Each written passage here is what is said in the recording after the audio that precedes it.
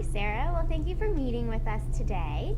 This is our interview or our survey meeting. Basically, I'm going to be going over our informed consent form, so you're well aware of everything we're going to be doing in our public health study. And then I'm going to ask you some questions just so we can get some information about ways you might have come into contact with arsenic or uranium.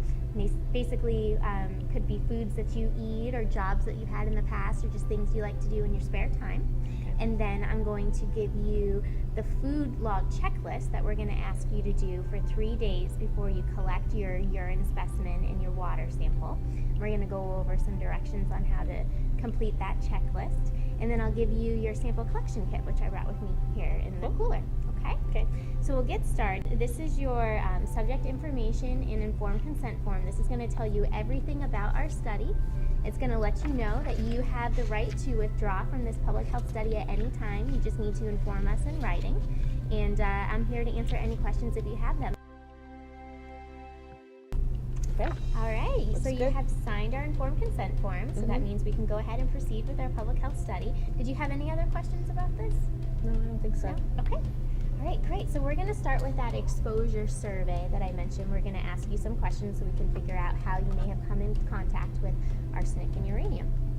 So this project is conducted by the Health Department with assistance from the Centers for Disease Control and Prevention. And we're gathering information on whether New Hampshire residents come into contact with arsenic and uranium from the environment. You don't have to answer any question in the survey that you don't want to, and you can end the survey interview at any time. You just have to let me know. And any information that you give me will remain confidential.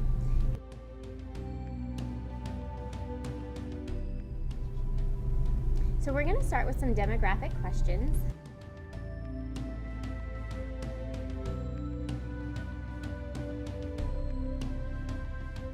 So now I'm going to ask you about the total income for your household in the past calendar year. This is your gross income, the income you receive before taxes are taken out. It also includes any income you receive from wages, retirement, Social Security, or disability benefits, and assistance you may receive from relatives. I'm going to show you some ranges right here on this sheet for the total income of your household. Please tell me which one is the most appropriate. F? Okay.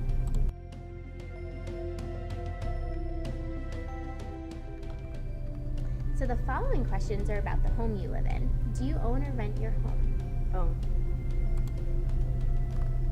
And do you use a private well as your primary source of drinking water? And what about cooking water? yes. And showering or bathing water? Okay.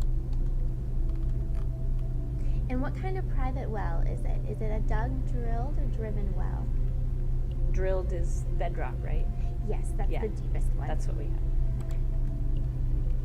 Have you ever tested your well water before? A long time ago. Okay. Have you tested your well water within the past 3 years? No. Looks like that was no. Okay. And have you installed a system to treat your water? No.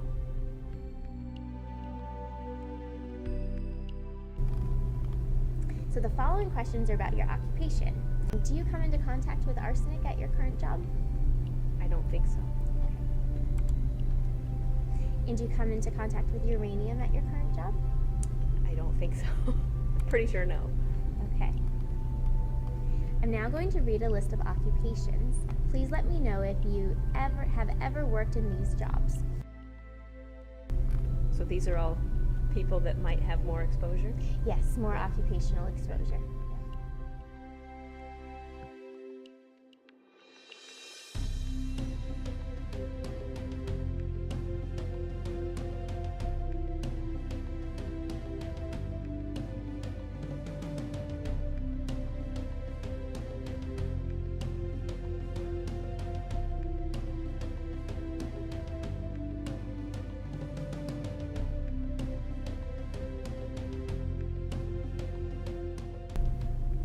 The following questions are about the foods you eat and the non-alcoholic beverages you drink.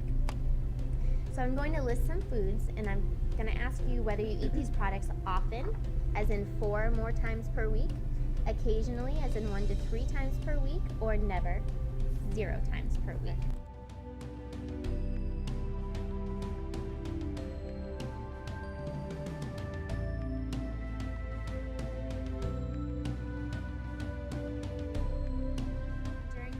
30 days, did you eat any marine or freshwater fish? Yes. And was that fish caught locally in New Hampshire or just off the coast of New Hampshire? I don't know. Okay. Now I'm going to list some non-alcoholic beverages. Please say whether you drink these beverages often, occasionally, never, or you can say don't know or refuse. Okay. Okay?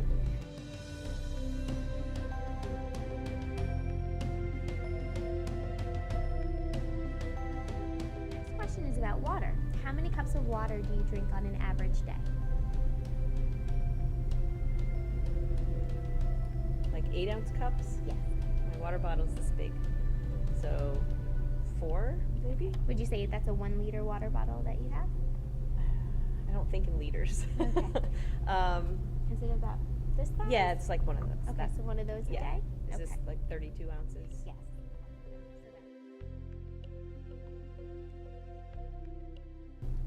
Okay, so that was our exposure survey that we just completed.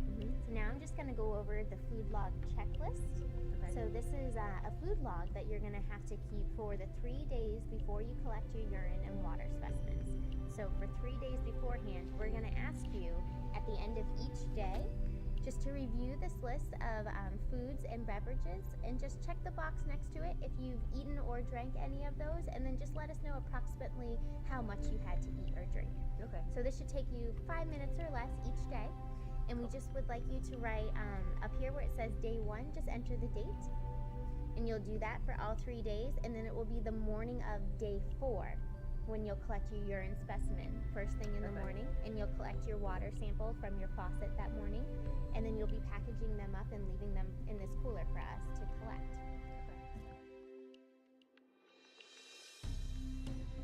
If you still have more questions or you think of something afterward, my contact information is down here, and along with our biomonitoring website. This is easier than I thought. I thought you were going to make me write down every single thing I ate all day. No, just a This few is much foods, easier. that's all. Yep, Okay. so total should be 5 minutes or less per day. It shouldn't take you too long.